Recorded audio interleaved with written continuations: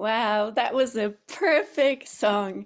I never listened to it, but I knew it existed. And we were on a walk this afternoon, and I was, kind of downloading what's coming this evening for this presentation here.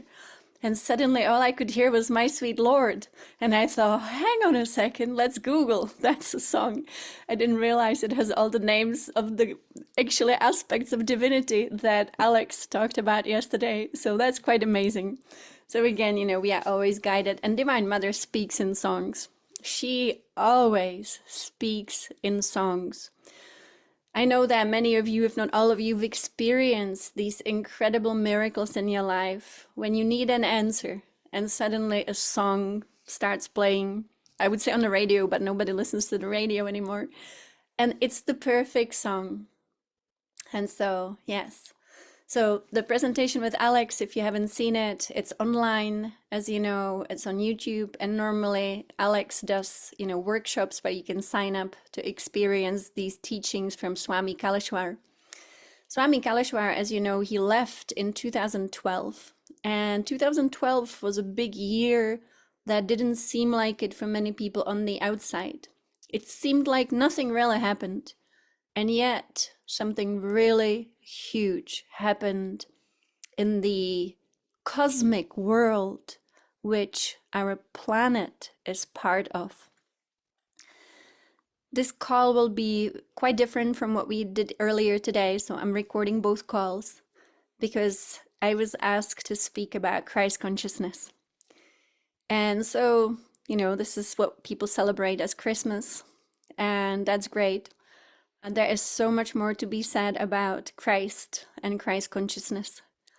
And so the presentation with Alex, it's wonderful. We just always have to remember that we are not listening to stories of true events, but we are listening to a story that describes to us in esoteric way, hidden meaning, how the energy has been mapped by these divine beings within us in our physical bodies, with all the energy channels, with all the chakras, with our axis, our spine, and how that can connect us to the divine reality in which we have the forces of nature that we know as Neteru, and that these forces of nature do take on form.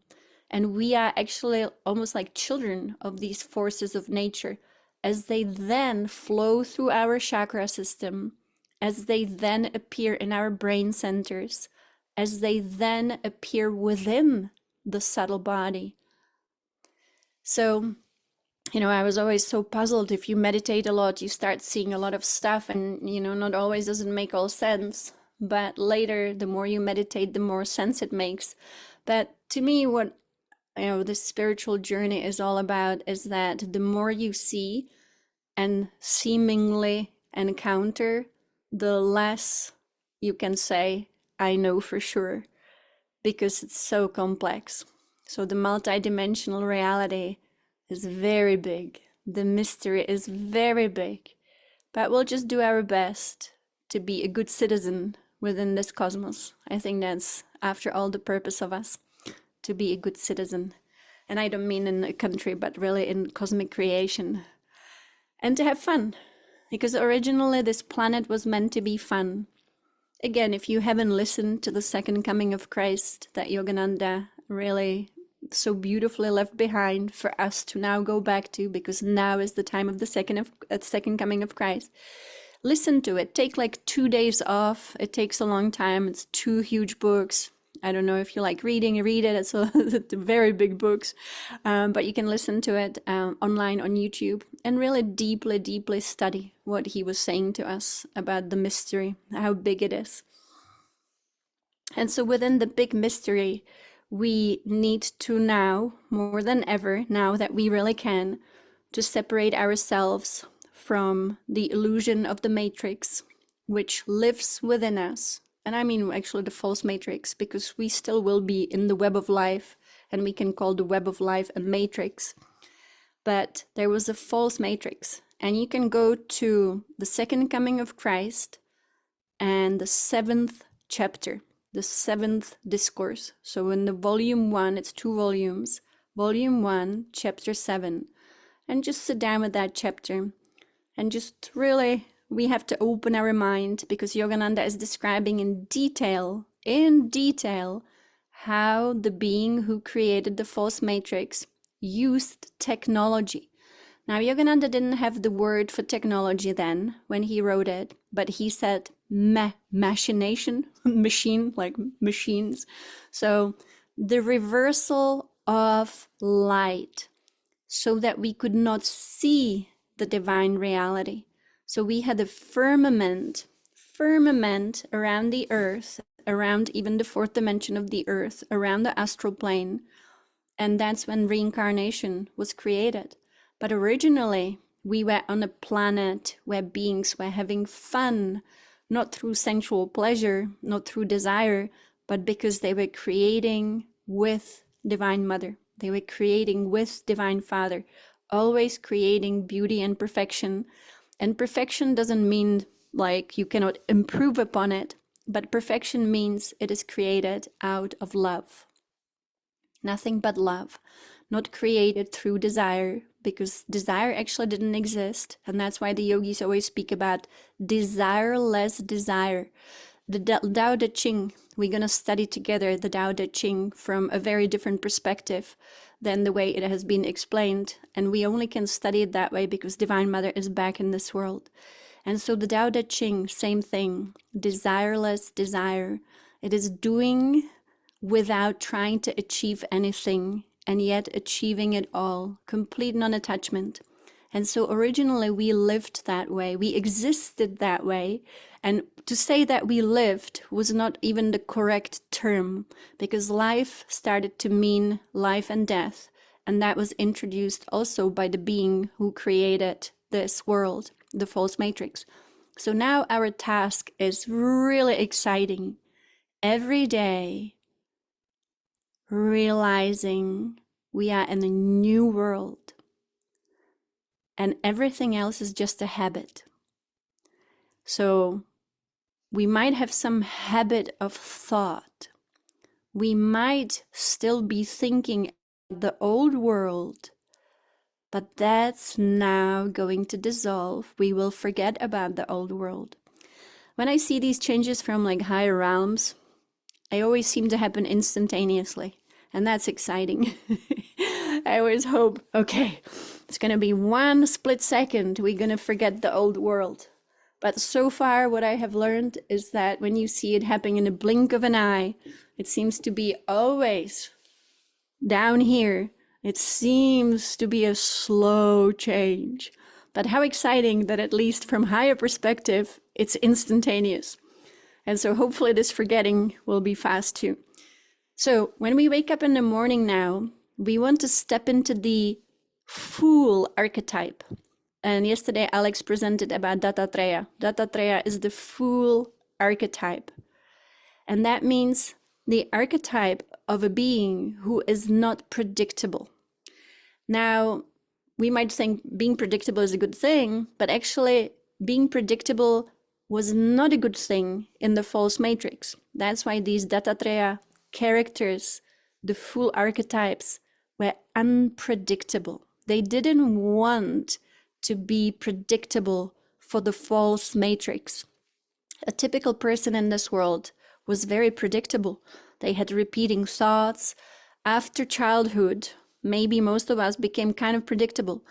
But the key is to behold spontaneous, unpredictable goodness.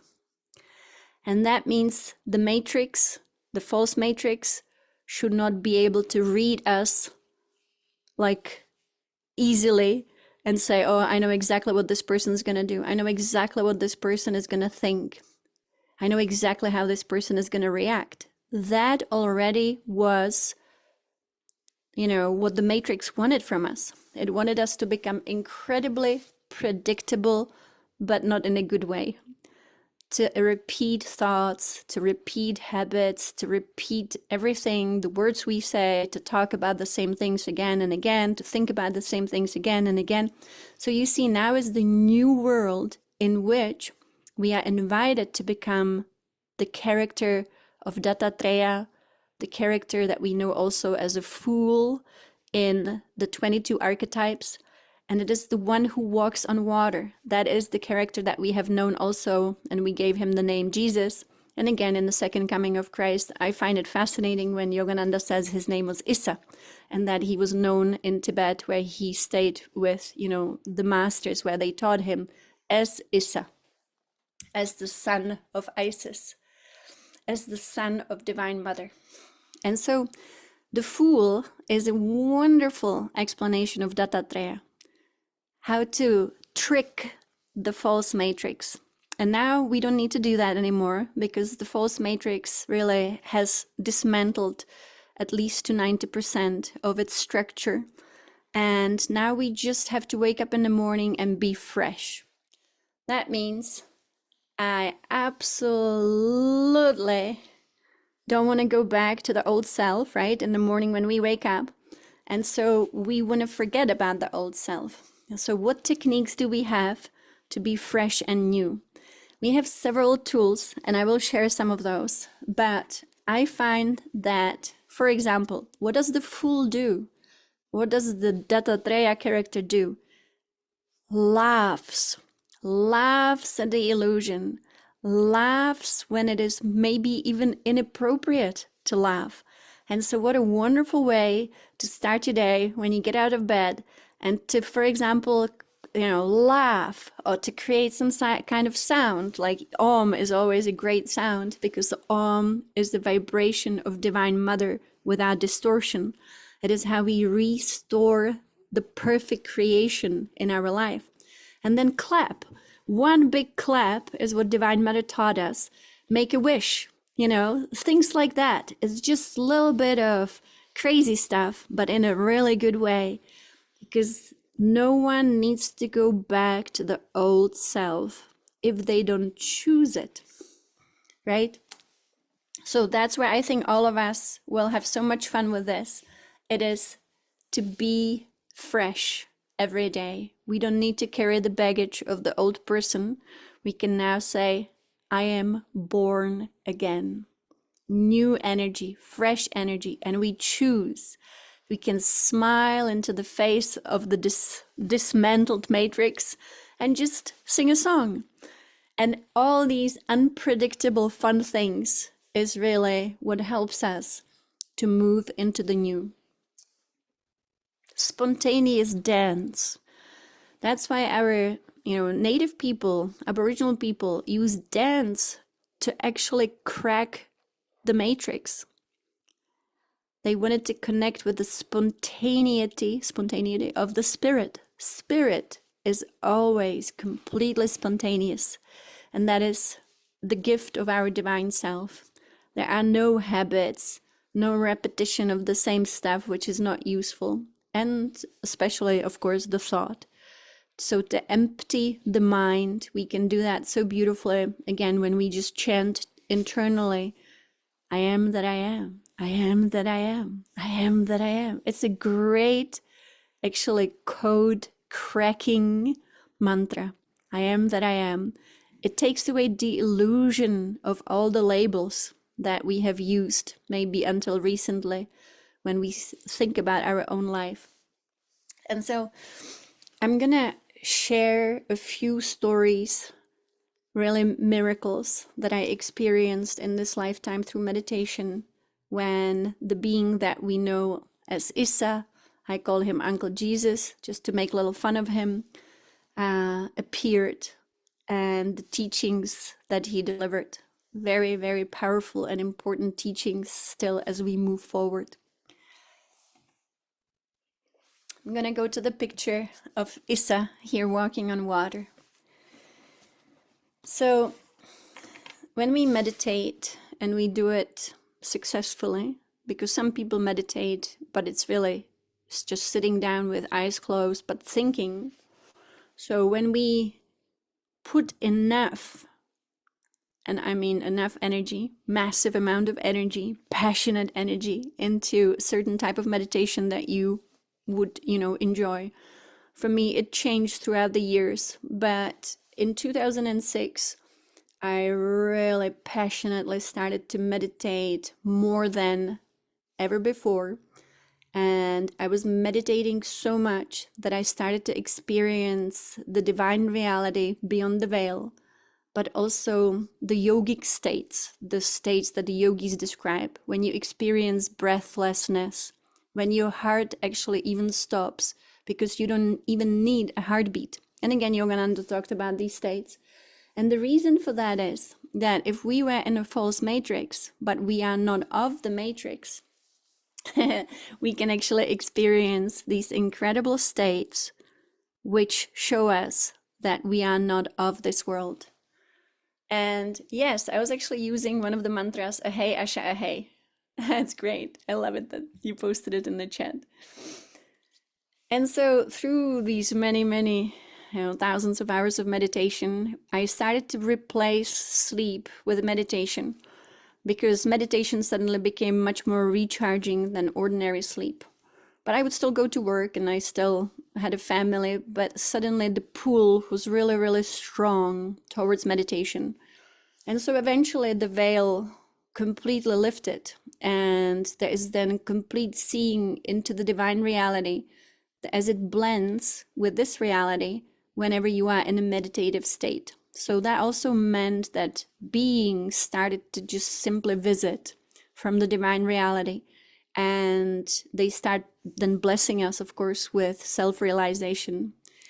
And the first experience I had with Uncle Jesus was in 2006, 2007.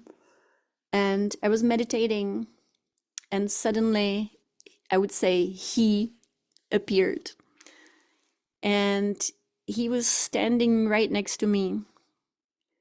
And the entire room and everything just filled with truly just golden white light, but it was a field. It was a force field. It was not just seeing a vision, it was actually suddenly being in a field. And because this experience is a very authentic experience, I know that as we listen to this experience together, we will also receive the energy of this Christ consciousness, of this Krishna consciousness.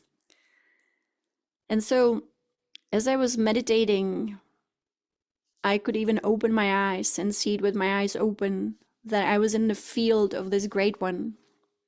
And there was no need for communication through words, because when you're with the great one, you don't need words, even though sometimes they do use, the languages that we know here on this planet. And this field was the strongest field of absolute love that I think a human being could ever feel. And, I'm a mother, so I know what it's like to love a child. I know what it's like to hold your newborn baby in your arms. And I always say the magnitude of the love that is within the field of Christ is indescribable and doesn't have any comparison in this world. There is nothing like it. So when you take the greatest love you could possibly feel, it's just a fraction of the love that we feel when we are in the presence of the Great One. So in this presence of the Great One, it's a force field. And I know, there are some stories of Jesus in the Bible where he was with his disciples and he gave them a taste of the light body. And so he held them in his light to give them a taste of this light. And to me, that was exactly the same. So to be in the presence of the Great One, you are in the light body, in the force field of the Christed being. And there is just one way. I was trying to describe it. I was standing there. I was totally overwhelmed by this unbelievable love that seemed as big as the earth herself, but even bigger. It was like an expansion of love that could not be contained. And within that love was everything on this planet. It was like you could feel this love that was really moving through all life on this planet.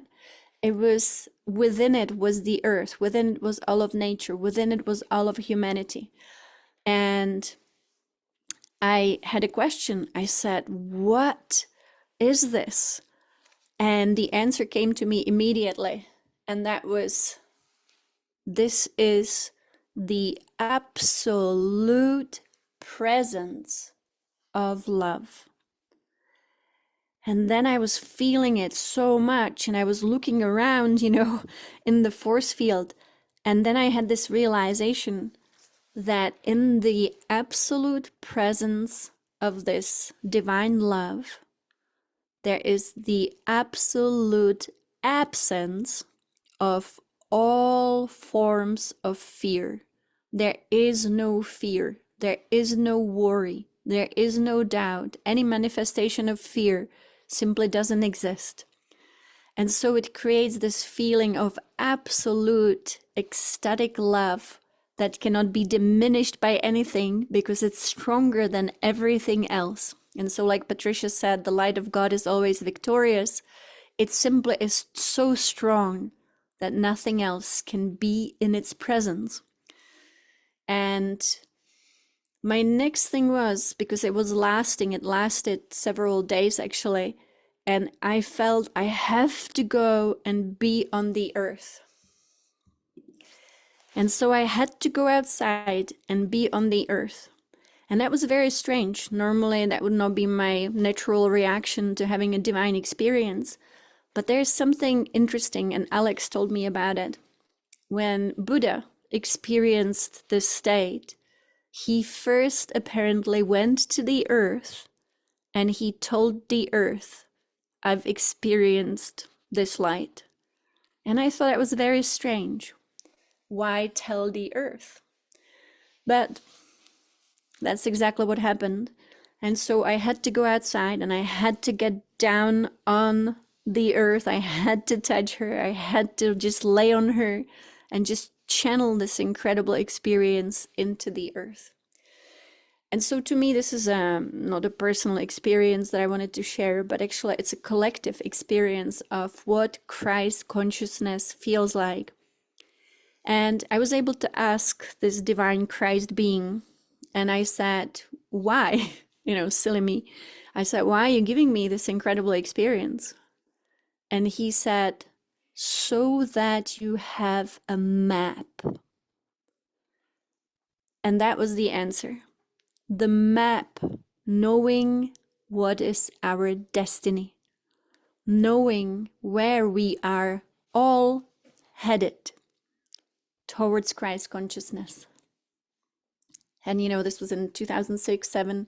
So this is now 2024, 2025. This is our destiny, to be here and to be all love.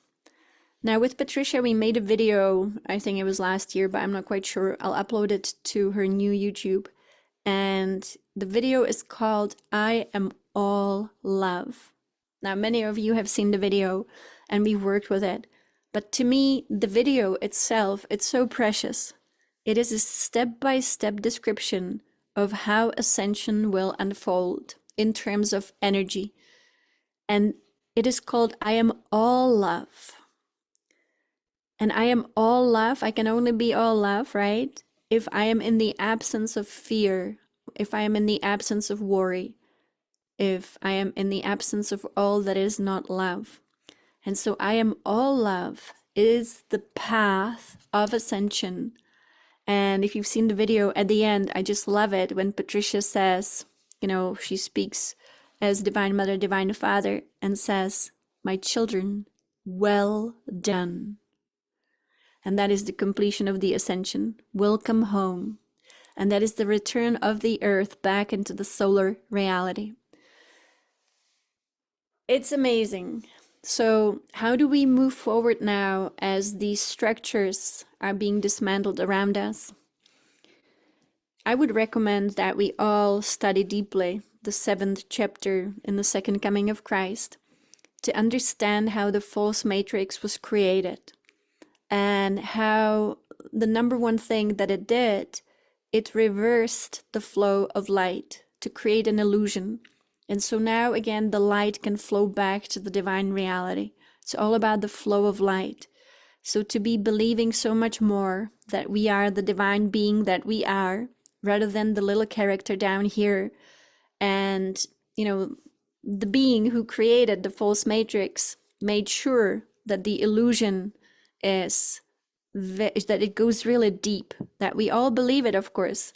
And so it was very elaborate. And because it was so elaborate, it was so believable. But again, this is the time of the dismantling. So when we meditate and we actually achieve silence of the mind and the fullness of the heart, which is the key, they work together. Silence of the mind and fullness of the heart. Without the openness and fullness of the heart, we cannot experience these, illuminated states, these Christed states. They do require great love. And so love is, I called it the temperature of divine reality. Love is the weather condition of divine reality. When we are in divine reality, love is everywhere. It's very, very tangible.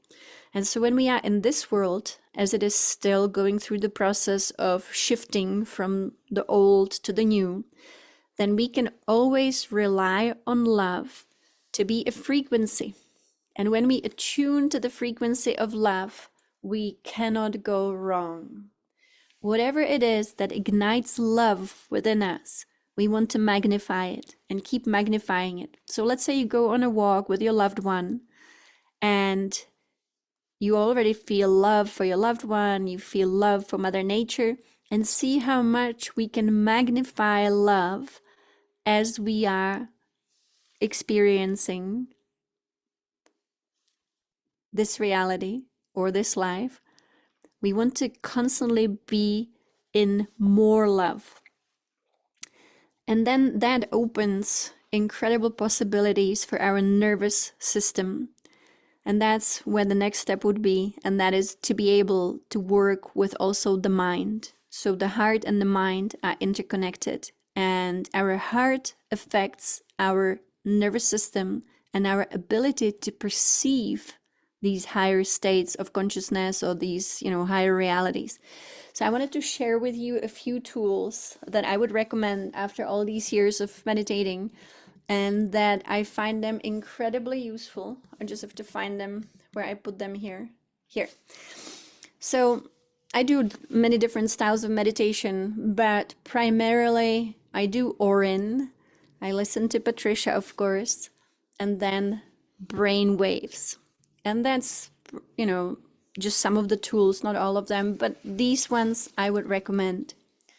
What brain waves can do is that they can instantaneously create a state within your brain, within your central nervous system, within your brain centers, within your chemistry, that normally would only be achieved after maybe many years of meditation. And so now we have technology that can do it for us. This is good technology. When we listen to these brainwaves, I tested all three of them that you see here and many, many more, but these three I would recommend for your daily use if you have the time. So Kelly Howell is the creator of these brainwaves. And so brainwaves determine our level of perception. Okay. And our perception, right? It is determined by our senses, by our nervous system, and by our chemistry. So when we want to really take our entire being to the next evolutionary level, we cannot address just one part of our system. So let's say I'm only using invocations. I'm only sitting and using invocations. Well, I'm not addressing really so much the energetics and my chemistry. So I want to expand the tools that we have. And these tools are incredibly effective. The three tools here that I selected are actually quite different from each other. And this is how I would use it. The one that is called Focus here on the right uses 40 hertz frequency. that frequency, when you read about it, you can read about it on the website BrainSync, which is the website I get them from. Each one of them is about $9. I've had them for so many years, but I think they are still very cheap. And I would not use them from YouTube, even though they are all for free on YouTube. And the reason for that is that you will not have the highest quality of a file. You want to download the file directly from the website for $9 and then listen to it with your headphones. The headphones that I use are earbuds. So it goes into your ears as you sit, as you meditate, but also as you do things. So the focus one, the 40 hertz, recently it has been found, for example, people were prescribed to listen to 40 hertz when they had Alzheimer's or dementia. And just by listening to these brain waves, they suddenly started to function and they suddenly were able to retrieve their memories. It can work anytime you want. So I like to do my focus one in the morning, and you don't have to be sitting. You can be even doing things. So for example, you could be, working even. You can be making breakfast, whatever. But if you can, of course, it's nice to sit in nature and watch the sunrise and listen to focus. Then during the day, whenever you have time, I do it at noon. I like to do Awakening Kundalini. That album or the course has, I think, 2 files that are introduction, so you only do those ones. But then it has the breath work, and it guides you to do actually breath work through the spine. And also to be squeezing your perineum, to be the pump at the base of the spine, to open up this energy within us, the energy of consciousness. And so it does have ocean breath. It has the brain waves that support this work. It also has the breath of fire, and it has the squeezing of the perineum. But it's wonderful to do it. It's half an hour, so it doesn't take long. And then the final one, which I highly recommend, and that is, if you are a meditator and you want to take your meditation practice to the next, to the next, to the next level with reliable intensity, then deep meditation will do that. And again, it's about 30 minutes. So I like to do that one when I'm meditating, when I really will sit down and I will sit upright and I will start moving the energy and I want to go into the third eye. So that, and I've tested all of these with actually technology to measure my own brainwaves to see how fast does the change happen. It happens instantaneously, absolutely immediately. As soon as you start listening, your brain is like, I am in these frequencies. So you go through different frequencies for the deep meditation. You go through theta, alpha, we have gamma and delta. All of these, you will get all these brainwaves to create a state of deep meditation. So always, just very simply, we want to focus on the 2 aspects of us.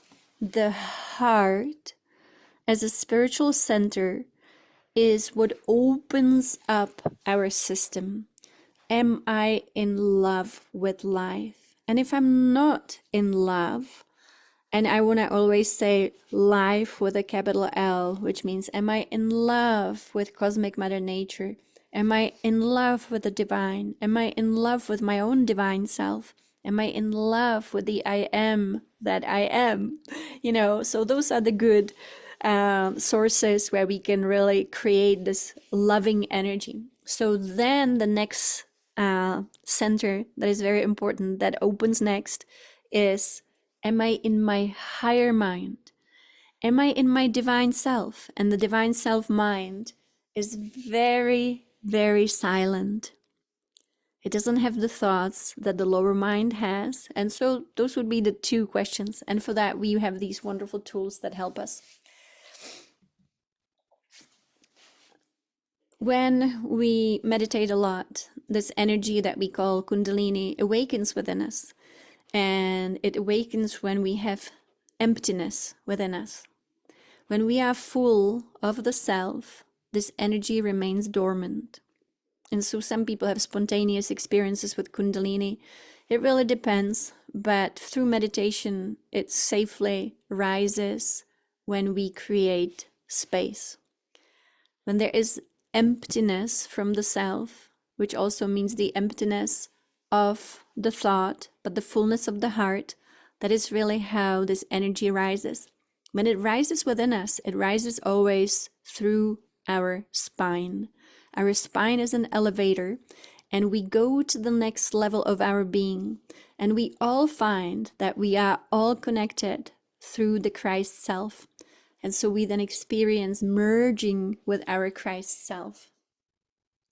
Yeah, that's amazing. Our senses get activated. So, like what Kathy is sharing here, we do start smelling beautiful, like divine scents. And that's actually a great skill to have, because that's how we also navigate reality, when we can smell energy. And so great things start to happen, of course. If people use these tools when they are not on a spiritual path, can it be dangerous? So brainwaves, I think everybody can use. It's not dangerous at all. It actually will help them immensely, immensely. You know, I would say doctors these days, when they are very open-minded, they actually prescribe to people listening to brainwaves. And you can look at all the research on Kelly Howell's website. She has all the incredible research, how people use it, for example, so that they can focus, right? In this world, like focus is actually meditation. And so just, I wouldn't worry about it. But for example, I wouldn't give the Kundalini tool to people who are not on a spiritual path. It's good to only do the Kundalini path when you are absolutely aware of the fact that we live in a multidimensional reality, and that when your Kundalini actually is fully activated, you are in your divine self. You no longer have the old self. You are one with, can you recommend a good headset to wear? I don't know about a headset, but I do use, I think it's called Skull Candy. I like those. It's good quality. But Bose, they have great headphones.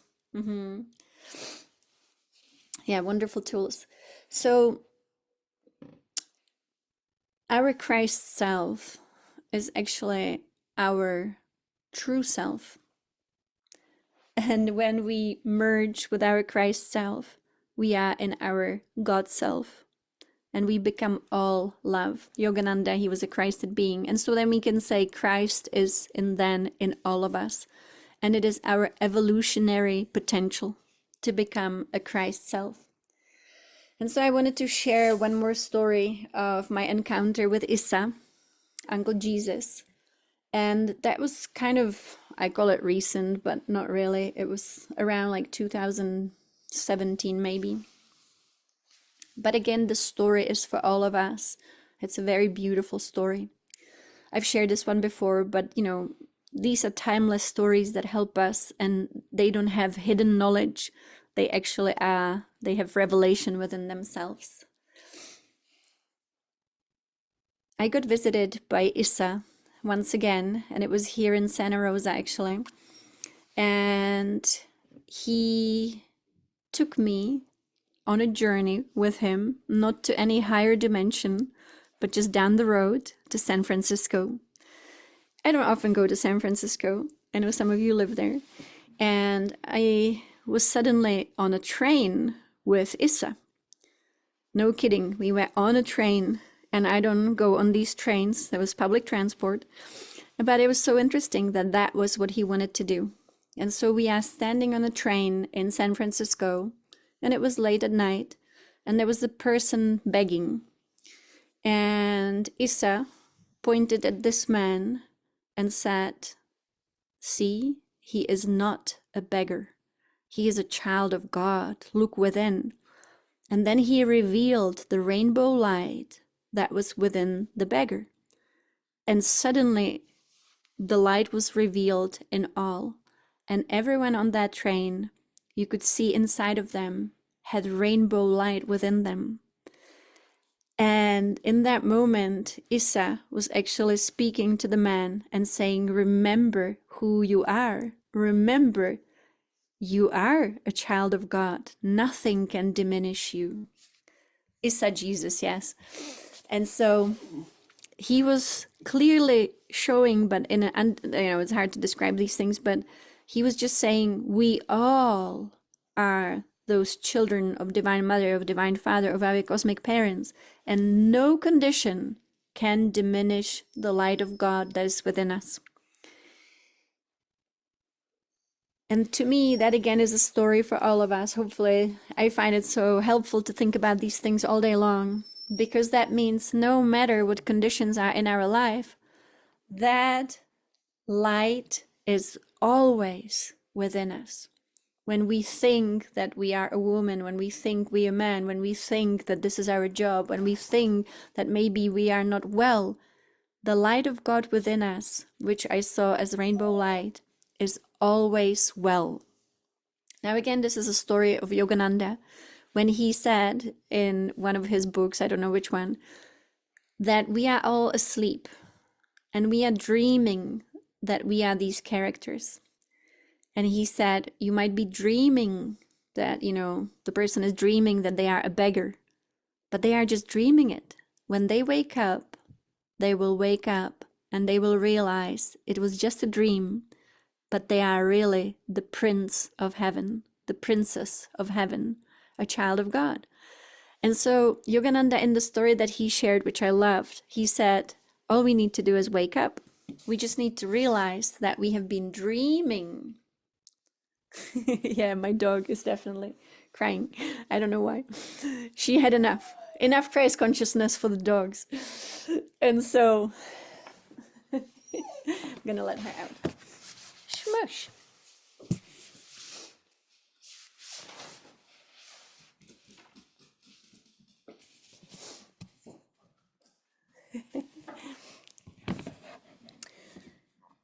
So this was an amazing experience to realize that the diamond light is always within us, and it cannot be diminished by any experiences that we are dreaming in this false matrix. Now it's the time to wake up, and we can do it just like the way that we do it at night. When we are dreaming and we don't like the dream, we summon a lot of life force. And we summon a lot of life force and we wake ourselves up, don't we? I'm sure everybody's experienced it in this lifetime. So the summoning of life force is actually moving energy through the spine, and we wake up. This recording will be on YouTube. One more story about Jesus and ascension. Issa. One day again, he appeared, and that was the last time I've seen him.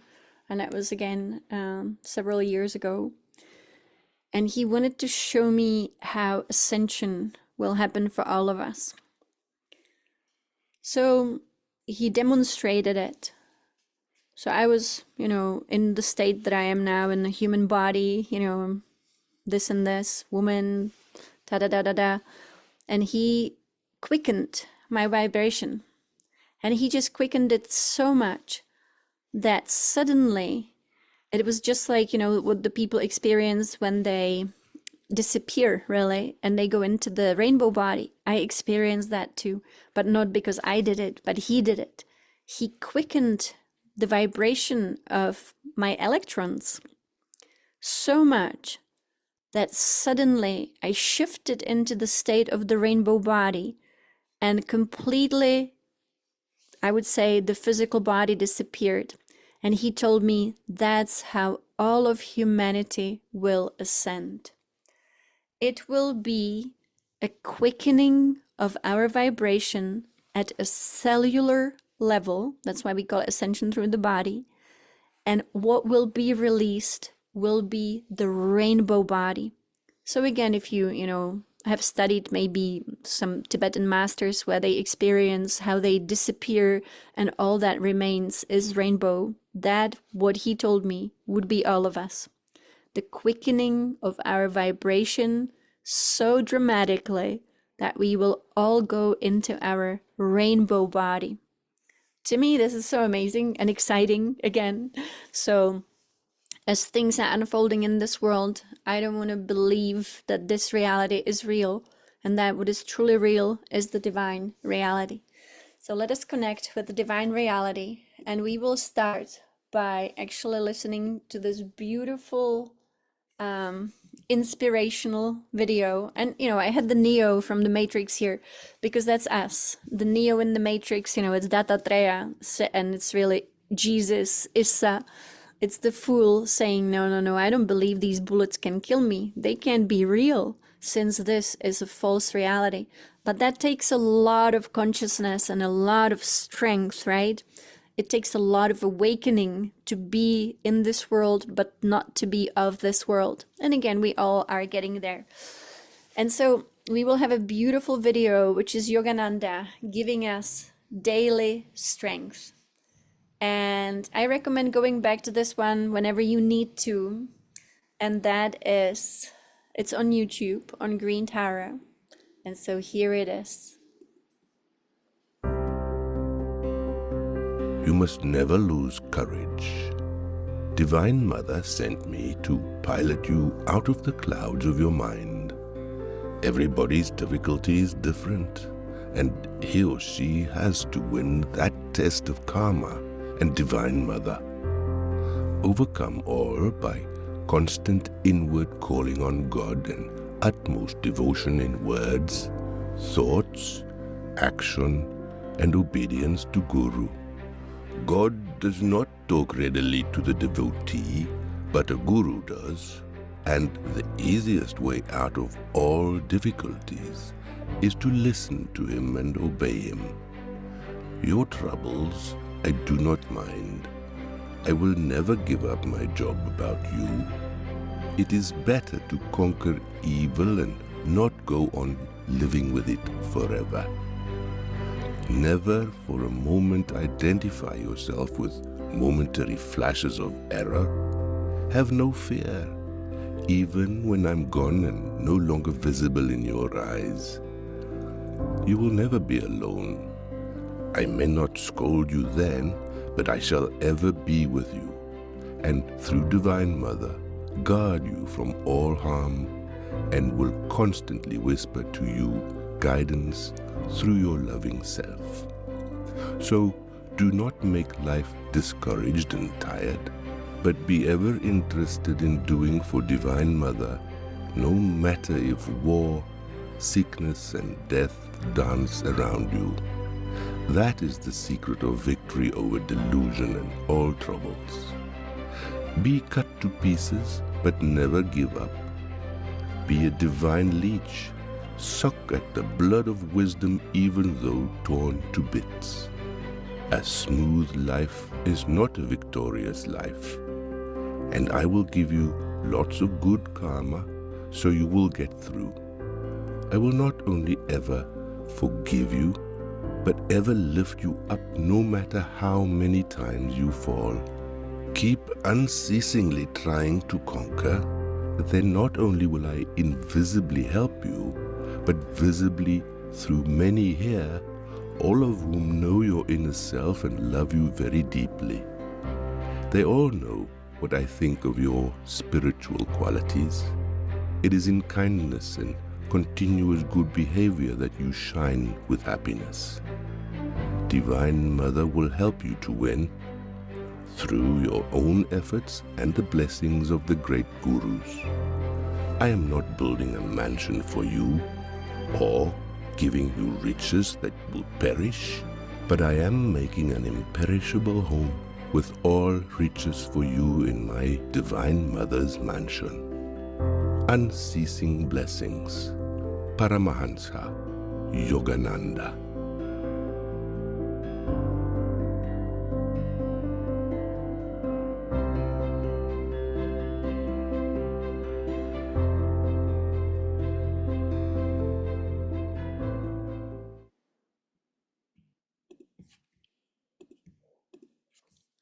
And so we have to remember that the false matrix was the cave that Plato described to us.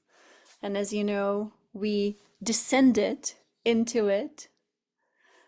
And as we descend into the cave, we need to hold on to the light.